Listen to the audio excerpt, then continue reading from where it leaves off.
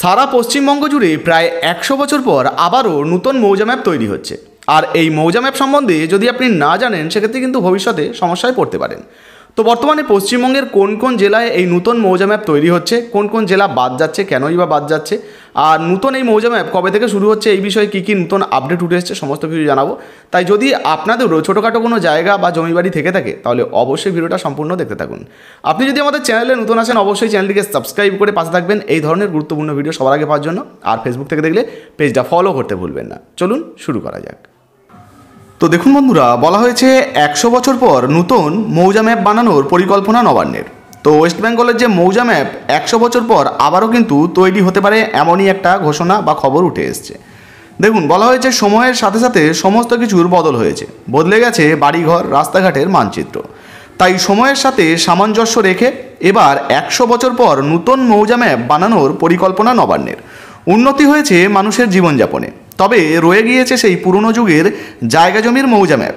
এবার এই মৌজা ম্যাপকেই পরিবর্তন করতে চাইছে সরকার। তো বর্তমানে কি কি আপডেট উঠে এসছে, কেন এই মৌজা ম্যাপকে পরিবর্তন করা হচ্ছে, আমরা এক এক করে জানবো। দেখুন, বলা হয়েছে কেন মৌজা ম্যাপ বানানোর পরিকল্পনা। বলা হয়েছে যুগের সাথে তাল মিলিয়ে সমস্ত কিছুই পরিবর্তন হচ্ছে। গ্রাম থেকে শহর প্রত্যেকটা এলাকায় কিছু না কিছু পরিবর্তন লেগেই থাকে। কিছু বছর আগে যেখানে বড় খালি মাঠ আপনারা দেখেছেন, আজ সেখানে তৈরি হয়েছে বিরাট বিরাট ইমারত। ফলে সমস্ত জেলার রূপরেখা বদলে গেছে। কিছু এমন এলাকা রয়েছে যেখানে আগে রাস্তাঘাট ছিল না, কিন্তু বর্তমানে যুগের সাথে তাল মিলিয়ে সেই সমস্ত জায়গায় তৈরি হয়েছে ছোটোখাটো বসতবাড়ি, তৈরি হয়েছে রাস্তাঘাট, জলের লাইন। ফলে সমস্ত কিছুই পরিবর্তন হয়েছে।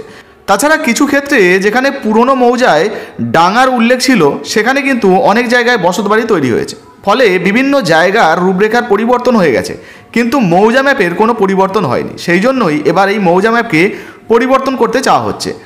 তো বুঝতেই পারছেন বন্ধুরা, পশ্চিমবঙ্গের বিভিন্ন জায়গায় বিভিন্ন জেলায় যে সমস্ত পরিবর্তনগুলো হয়েছে সেই সমস্ত পরিবর্তন অনুযায়ী এবার নতুন মৌজা ম্যাপ তৈরি হতে পারে। কখন এই মৌজা ম্যাপ তৈরি করা যায়? দেখুন, বলা হয়েছে সরকারি নিয়ম অনুযায়ী কোনো এলাকায় যদি 32% বা তার থেকে বেশি পরিবর্তন হয়, সেক্ষেত্রে কিন্তু আবার নতুন করে সার্ভে করা হয়। সেই অনুযায়ী যে সমস্ত পরিবর্তনগুলো হয়েছে সেগুলো নতুন ম্যাপে আপডেট করা হয়। কিন্তু বিগত 100 বছর ধরে প্রায় সেগুলো কিন্তু করা হয়নি বা হয়ে ওঠেনি। সেই জন্যই নতুন করে এই মৌজা ম্যাপ তৈরি হতে পারে। দেখুন, বলা যায় কীভাবে নতুন মৌজা ম্যাপ তৈরি করা হবে। জানা যাচ্ছে নতুন মৌজা ম্যাপ তৈরি করার জন্য প্রত্যেক এলাকাতে সার্ভে করা হতে পারে, বাড়ি বাড়িতে, গ্রামে গ্রামে গিয়ে কিন্তু সার্ভে হতে পারে। গ্রাম থেকে শহর প্রত্যেক জায়গায় সার্ভে হবে। সঙ্গে ড্রোন ক্যামেরারও সাহায্য নেওয়া হতে পারে এই মৌজা ম্যাপ তৈরি করার জন্য। কোন কোন জেলায় বা কোন কোন এলাকায় আগে সার্ভে হতে পারে? দেখুন, বলা যায় নবান্ন সূত্রের খবর অনুযায়ী বা জাগো বাংলার প্রতিবেদন অনুযায়ী জানা যাচ্ছে এই মৌজা ম্যাপ তৈরি করতে 3টি ধাপে কিন্তু কাজটা করা হবে। অর্থাৎ পশ্চিমবঙ্গের যে সমস্ত জেলাগুলো রয়েছে সেই সমস্ত জেলাগুলিকে 3টে ভাগে ভাগ করা হবে।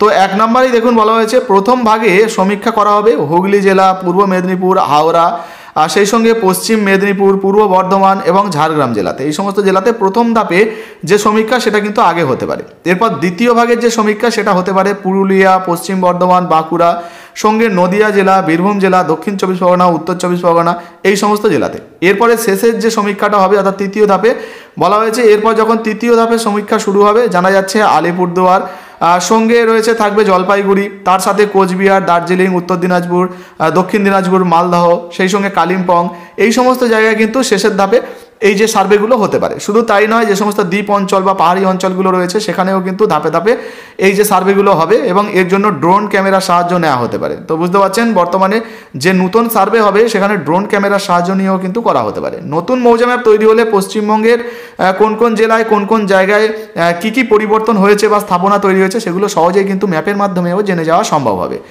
এই বিষয়ে আপনার যদি নিজস্ব কোনো মন্তব্য বা মতামত থাকে অবশ্যই নিচের কমেন্ট বক্সে কমেন্ট করে জানাবেন। ভিডিও ভালো লাগলে ভিডিওতে একটি লাইক দিয়ে ভিডিওটা ফেসবুক হোয়াটসঅ্যাপে বেশি বেশি করে শেয়ার করবেন। ফেসবুক থেকে দেখলে ফলো করতে ভুলবেন না। ধন্যবাদ।